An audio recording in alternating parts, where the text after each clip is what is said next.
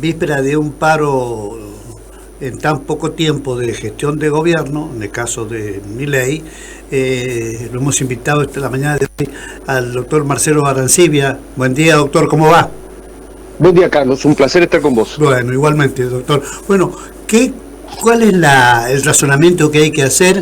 Porque el país está necesitando, este paro va a significar para Aerolíneas Argentinas $2 millones, ¿no? Sí, el tema es que la defensa de los derechos de los trabajadores está en manos no de la totalidad, pero sí de una cantidad de dirigentes sindicales que tienen un enorme desprestigio, porque no han querido defender esos derechos durante los años en que ha gobernado el peronismo por su identificación con este partido político, cuando los salarios iban a la pérdida, con la inflación, con la devaluación, con medidas impositivas y tributarias que afectaban el sueldo de los trabajadores argentinos, y también por la cuestión moral, ¿no? Estamos hablando de muchos sindicalistas, no todos, siempre hay excepciones, que se han enriquecido durante todo este periodo, desde los 90 con Menem a los gobiernos de los Kirchner, de Alberto Fernández, porque son sindicalistas empresarios, donde manejan no solamente el tema de las obras sociales de una forma muy discrecional, subvencionadas generalmente por el Estado Nacional, sino también son financieras, mutuales, y bueno, están más preocupados en conservar esos negocios empresariales que en defender los derechos de los trabajadores, siempre estableciendo honrosas excepciones que no cabe encuadrarlo en lo que uno denomina los gordos, esa burocracia sindical que uno la identifica con los Moyano, con Daer, con Barrio Nuevo, Cavalieri y otros dirigentes más. Entonces, me parece que en la sociedad mayoritariamente no cala esto, claro, más allá de los costos que genera una medida como esta, que cuando es legítima es comprensible. Pero bueno, por ejemplo, en Aerolíneas Argentinas los sindicatos manejan la empresa, que es una empresa estatal, no es una empresa de los gremios. Y esto ha provocado la ineficiencia de este servicio. Los sanjuaninos los pagamos con menos viajes, menos conexiones a nuestra provincia, lo cual afecta mucho al turismo, incluso a la conectividad por las actividades industriales, de servicio que se presta en la provincia de San Juan. Entonces, me parece que el detalle que uno cuestiona de que quien convoca carece la legitimidad para hacerlo. Ahora, ¿hay razones para convocarlo? Sí, por supuesto que hay razones para convocar a esta medida de fuerza, porque quienes están pagando el costo grueso del ajuste, cuyo resultado estamos esperando que sea favorable, son los jubilados, los pensionados y los trabajadores, tanto los asalariados como los que están en negro. Circunstancia esta última dramática de hace muchas décadas, porque nosotros tenemos una legislación laboral pro obrero, que está muy bien, pero que la economía no ha servido o no ha acompañado para que no exista tanto trabajo en negro o no registrado, que está, por ejemplo, en el orden del 40 al 45% en San Juan, seguramente por encima de esa media. Que en los últimos años, con la estanflación, es decir, la combinación esta nefasta de inflación y recesión económica, solamente en San Juan el empleo en el sector privado ha caído en términos reales 1% y el estatal ha crecido un 49%, lo cual significa que nuestra economía se ha empobrecido. Y lo que el sector privado no puede crear por falta de una macroeconomía saludable que permita las inversiones, que permita la creación de más y mejores puestos de trabajo, lo está tomando un Estado, y un Estado que hoy está financieramente en una situación de colapso. Y esto la sociedad mayoritariamente se ha dado cuenta y es lo que ha votado. Así que bueno, también con respecto a una reforma laboral que viene en la ley base, en esta mini ley ómnibus del gobierno nacional, que bueno, genera preocupaciones porque se precariza la relación laboral, se crean algunos institutos cuyos resultados veremos si funcionan para registrar más el trabajo, es decir, que haya menos trabajo en negro, o para que se crean nuevos trabajos.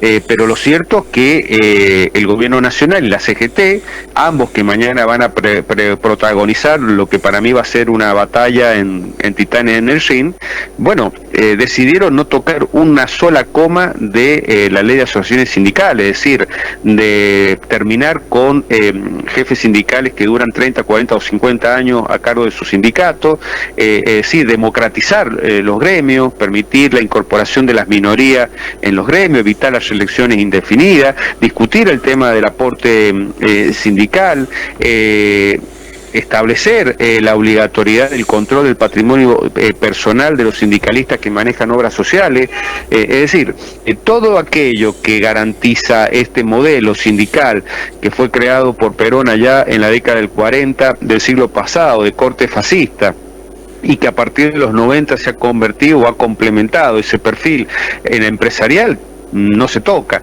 y es muy difícil defender y mejorar los derechos colectivos de los trabajadores si vos tenés ese marco sindical que lo hemos visto en los últimos años con Alberto Fernández. No les importaba que el país se hundiera y que se perdieran trabajo o que trabajar no significaba estar por encima de la línea de pobreza, que los sindicalistas no movieron un dedo. Bueno, como ahora hay un gobierno de otro color político, ya vamos por el segundo paro general. Claro, y estaba pensando, Marcelo, que del lado de lo que es el gobierno de Milei, no se está haciendo, digamos, conforme a lo que uno va viendo, una tarea mucho más, con más empatía con la gente. Siempre Milei aparece con una disputa determinada, está viajando más de la cuenta en términos del tiempo, pero bueno, eso sería lo de menos. Pero el último viaje, los datos son algo así como 550 millones de dólares en el avión presidencial, más otros gastos. Es decir, pero más allá de eso, ¿cómo se sale de esto? Porque todo es discusión, todo es desplante y cosas que van cayendo mal en la sociedad. Yo creo que esto lo va advirtiendo la gente también, ¿no, doctor? Bueno, hay autores del populismo que han escrito mucho de demoler la democracia creando grietas. Esas grietas que son muchas veces simbólicas y otras veces claramente destructiva de la convivencia democrática, tiene un objetivo, dividir la sociedad para ganar las elecciones y después para poder gobernar. Esto lo hicieron los Kirchner y lo está haciendo hoy Milei. De hecho, ellos se nutren de los mismos politólogos que piensan cómo hacer a partir del populismo para ganar y mantenerse en el poder. Las cosas que se dicen en estos extremos, el mileísmo y el kirchnerismo, que se ha escuchado en los últimos días y que uno viene escuchando, o lo que se ve en las redes sociales, o el uso, por ejemplo, de instrumentos de comunicación que a veces son mucho más efectivos que una brillante nota de opinión de un Morales Solá o de un Carlos Pañi, que son los memes, bueno, persiguen o buscan llamar la atención de la ciudadanía, fundamentalmente de la gente más joven, generando, bueno, simpatía con algún meme, pero también o fundamentalmente burlándose, atacando, denigrando, humillando al adversario. Si eso puede sumar las declaraciones que uno puede escuchar por la televisión, donde bueno, no vas a escuchar nunca ninguna palabra con templanza o cosas duras dichas, pero con altura, sino todas puteadas, insultos, maltrato.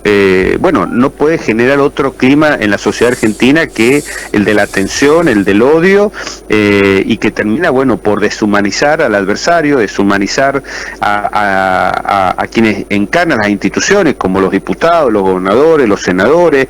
Muchos no están a la altura de las circunstancias, dicho sea de paso, pero una cosa es la persona y otra cosa es la institución, y entonces terminás demoliendo la arquitectura en que se sostiene esta democracia republicana a Argentina, y bueno, nadie termina creyendo en nada porque empiezan a inspirar teorías conspirativas, aparecen los terraplanistas como si dijeran cosas que son ciertas y son todas cosas que no caben en el razonamiento ni siquiera científico, lógico de las cosas. Entonces sí, el mileísmo como el kirchnerismo son populismo que no les interesa el diálogo, la conversación, el lograr acuerdos, todo eso se banaliza, se lo presenta como hechos de corrupción, como que o estás entregando, como dicen los kirchneristas, a la oligarquía, el país o a los poderes concentrados, o a la casta, como sostiene Milei o el mileísmo. Entonces el panorama es muy complicado. Yo la verdad con este tenor es muy difícil que el Congreso logre avanzar en acuerdos que nos permitan ir sacando de esta crisis que tiene Argentina de muchos años. Es muy difícil el acuerdo entre la presidencia y las provincias porque estamos en un país federal donde esas conversaciones y esos acuerdos tienen que ver. Yo veo muy impostado este tema del Pacto de Mayo por todo este clima político que pareciera que el objetivo es incendiar todo lo que se pueda para poder lograr la consideración y el apoyo popular. Entonces ese camino me preocupa porque puede significar la razón de por qué los argentinos nos encontremos nuevamente en un profundo fracaso. Me preocupa la falta de debate de las cosas que se están debatiendo hoy en el Senado de la Nación, como la ley base. Hay algunos temas que son para San Juan muy delicados, muy graves. Yo no estoy de acuerdo con el tema del capítulo del régimen de grandes inversiones, porque me parece que eso es el fin de la posibilidad de construir un aparato productivo alrededor de la actividad de la megaminería, donde se saca de la posibilidad de competir a los talleres, a la metalurgia, cualquiera que produce bienes y servicios transables, porque importar va a ser sin pagar impuestos, o sea, mucho más barato. Puede perjudicar también a las arcas provinciales, porque la norma tal cual viene, por ejemplo, si se invierte en una explotación minera, la forma en que está escrito los artículos pertinentes generan dudas si la provincia va a poder seguir cobrando regalías mineras.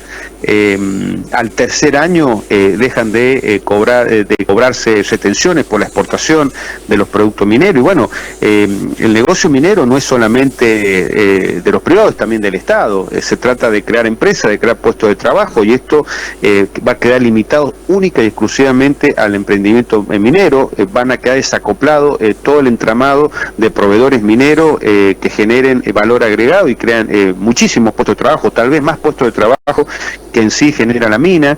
Y bueno, y el Estado, que es el dueño del recurso, va a quedar con las manos vacías. Y hoy hay una discusión de que después de 20 años de veladero, Iglesia sigue tan pobre o más pobre que antes. Bueno, tampoco se discute la cuestión institucional para evitar que se filtre la corrupción. Acá no hay rendición de cuenta de lo que se hace con lo que derrama la actividad. Entonces, todas cuestiones como este laboral, el tema este del RIGI, el paquete fiscal que va a reponer el tema del impuesto a la ganancia, el tema de bienes personales, donde se beneficia a algunos sectores en perjuicio de otros. Es muy difícil resolver las cuestiones si no hay una intención, una vocación de debatir en la sociedad lo que se está resolviendo en el Senado, y por otro lado con este clima de crispación que generan los extremos y que es imposible escucharse e imposible resolver temas.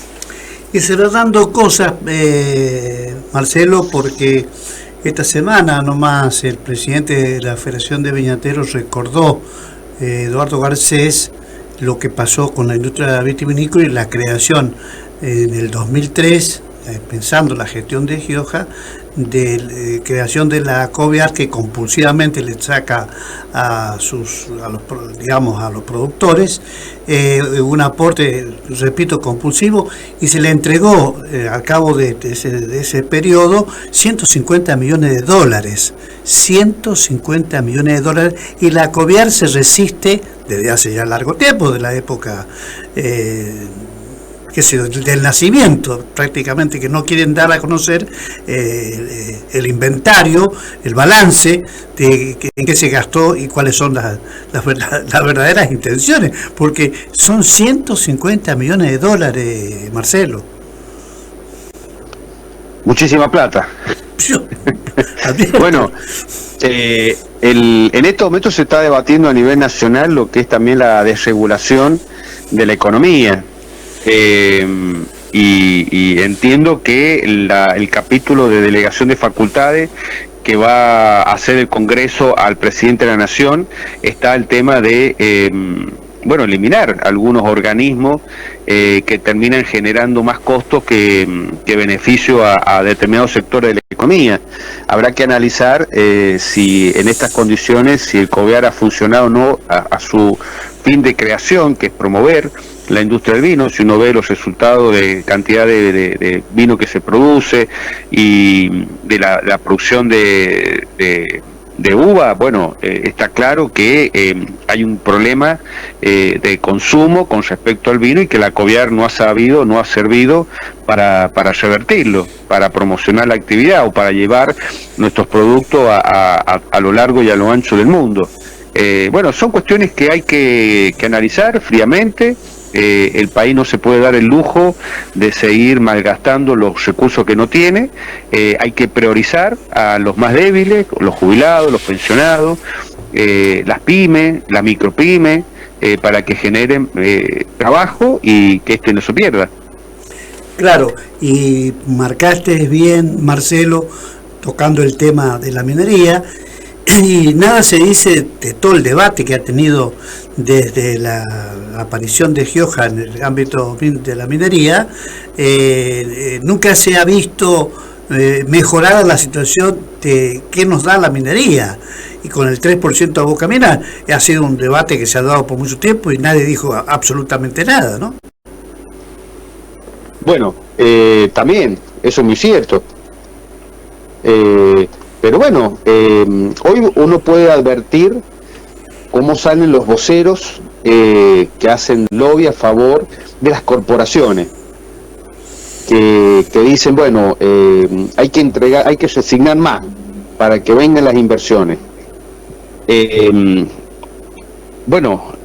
Insisto, si toda nuestra riqueza de minerales metalíferos la vamos a ver pasar sin cobrar impuestos, sin cobrar regalías, perdiendo la chance de construir alrededor de esa actividad todo un sector industrial de bienes y servicios, que además de crear trabajo genere una burguesía empresarial en San Juan, como existe en Córdoba o como puede existir en Mendoza, con grandes empresas como por ejemplo fueron en su momento Pescamona y otras más que hay en la vecina provincia de Mendoza o en Córdoba, que hay muchísimas en este sentido.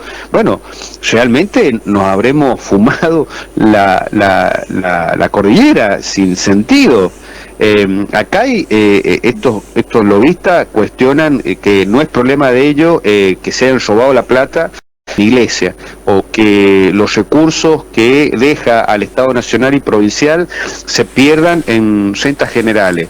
Bueno, yo creo que es un problema de toda la sociedad discutir cómo hacemos para que esos dineros no se pierdan en la corrupción o no se termine incrementando el gasto público. Acá falta una gran discusión de cómo hacemos para que esta actividad apalanque otras actividades no vinculadas a los recursos naturales que nos inserten en el mundo por conocimiento y productividad. Veamos qué se han hecho en otros países que tienen también riqueza no renovable, desde Noruega con el petróleo del Mar del Norte hasta Qatar con el gas natural en el Golfo, o como hizo Arabia Saudita, que todos crean su fondo soberano con los recursos que deja la actividad, y a partir de esos fondos soberanos se empiezan a generar inversiones que generan renta, y a partir de esa renta se empieza a decidir estratégicamente cómo mejorar la calidad de vida de sus ciudadanos. Si esto se hubiese comenzado a hacer hace 20 años atrás, si se hubiese discutido con la nación de que en vez de que la nación se lleve los recursos de la provincia a rentas generales para perderlo en burocracia o en corrupción, y se incorpore ese fondo soberano, si las regalías fueran un fondo soberano, bueno, hoy los sanjuaninos podríamos tener un nivel de inversión y de capital que hubiésemos podido arreglar las rutas que acá no se arreglan nunca y que son un desastre, simplemente por mencionar el tema de la ruta. Podemos hablar de muchísimas cosas, pero bueno, no hay una visión estratégica, acá no hablamos de Sarmiento, de su visión anticipada del mundo que se venía, pero bueno, lo hizo desde el desierto Sarmiento. Nosotros tenemos la posibilidad, porque tenemos esa riqueza, pero no la sabemos aprovechar, porque lo único que nos interesa es la propia, y no una visión en conjunto, generación tras generación. Claro, y la variante de no rendir cuenta, lo hablábamos de cobiar, y seguimos viendo esto que decía el diario Huarpe con respecto a Uñac y los 14 millones de dólares que también... Bueno, estamos esperando ahí que se aclare en qué se gastó. Bueno, sabemos que se gastó en marketing. Queremos saber quiénes son esas empresas, dónde invirtieron estas empresas esos 14 millones de dólares en marketing, qué resultado produjo para la provincia de San Juan tamaña inversión, si se recuperó con turismo, no sé, o fue usado para las campañas políticas del 2023. Bueno, ayer pasó algo muy importante. La Corte de Justicia de San Juan se había mal acostumbrado a no publicar aquellas acordadas o acuerdos generales que podían generar algún tipo de escozor en la sociedad, como por ejemplo designaciones arbitrarias en la justicia, pero la presión ayer de los trabajadores y un conflicto institucional dentro del Poder Judicial entre la Corte y el Fiscal General llevó a que publicaran unas acordadas que ya habían avisado que no la iban a publicar, como si estuvieran al margen de la Constitución, respecto a un aumento salarial a un sector de los trabajadores del Poder Judicial. Bueno, esa presión social es la que debiera existir para que quienes tienen la obligación legal, sin ningún tipo de excusa, de rendir cuenta de cómo han administrado los recursos del Estado, lo hagan. Esto es para los iglesianos, que se sorprenden que después de 20 años son más pobres de lo que fueron antes y que han visto pasar a la riqueza de la actividad megaminera, como la gente de la vitivinicultura, que se queja de que, bueno, la Coviar se ha quedado con 150 millones de dólares desde su creación y no dice o no rinde cuenta de en qué lo han usado. Bueno, la ciudadanía también tiene que ejercer un poco más sus derechos y reclamar que seamos todos patriotas de la Constitución, es decir, cumplamos con la Constitución. Claro, y rendir, esto que decía, rendir cuenta, el municipio de Iglesia históricamente nunca rindió cuenta sobre esto, y me parece que también se han movido importante cantidad de millones de dólares en una regalía que, es decir, importante el objetivo. Ahora, si vos no rendís cuenta de las cosas, es muy difícil saber cuánto dinero se invirtió, entre comillas, ¿no? Absolutamente, Carlos. Claro. Por eso, nosotros tenemos los gobiernos que se nos parecen.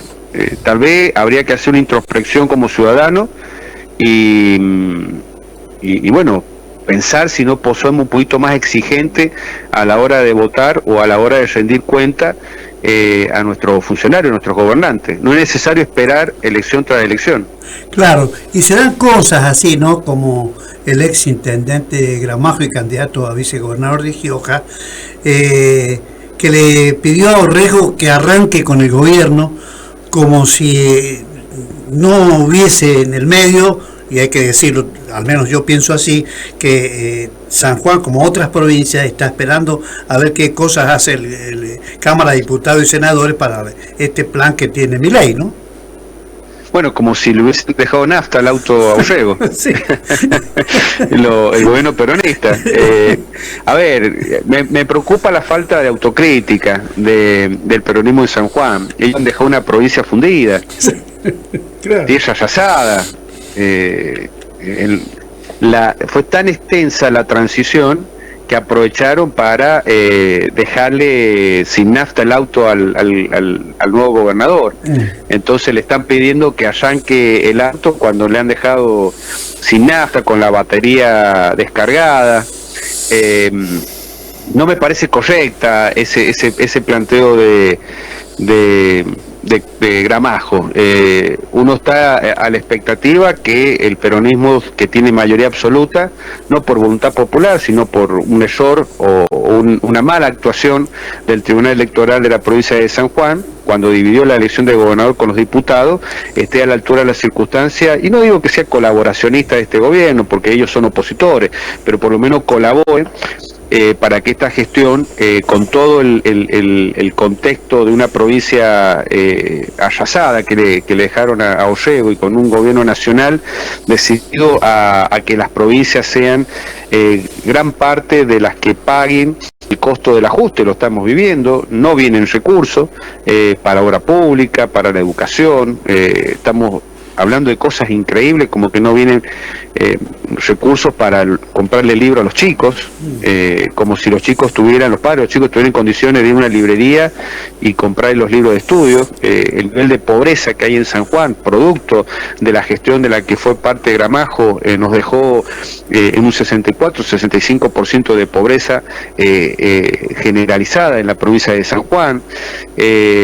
Así que bueno, me parece que está mirando otra película, Gramajo. Sí. Lo que el peronismo tiene que hacer es acompañar una transición, porque si sale aprobada la ley base, si el gobierno nacional cumple el 10% de lo que dice que va a cumplir, esto va a impactar enormemente en la provincia de San Juan. Y lo que era algo que se daba, que la provincia se hacía cargo de la construcción de las casas, que la provincia se hacía cargo de la construcción de la ruta, que la provincia se hacía cargo de lo que no podía el sector privado y la familia hacerlo, comprar libros de estudio. Bueno, eso va a cambiar. Entonces, si ellos como dirigentes no entienden lo que está pasando, me preocupa que ellos comiencen desde la legislatura con un nivel de presión al gobierno provincial para que el Estado, que ya no es el Estado que ellos administraron a mano suelta, se haga cargo de cosas que no se van a poder cumplir. Claro que sí. El doctor Marcelo Arancibia con nosotros en la Caleta Política. Gracias, doctor. Por favor, Carlos, gracias a vos. Bueno, ahí estaba con nosotros en el final de nuestro programa el doctor Marcelo Arancibia, análisis bastante completo de todos los temas locales y nacionales. Nos estamos retirando y nos vamos a retirar, compartiendo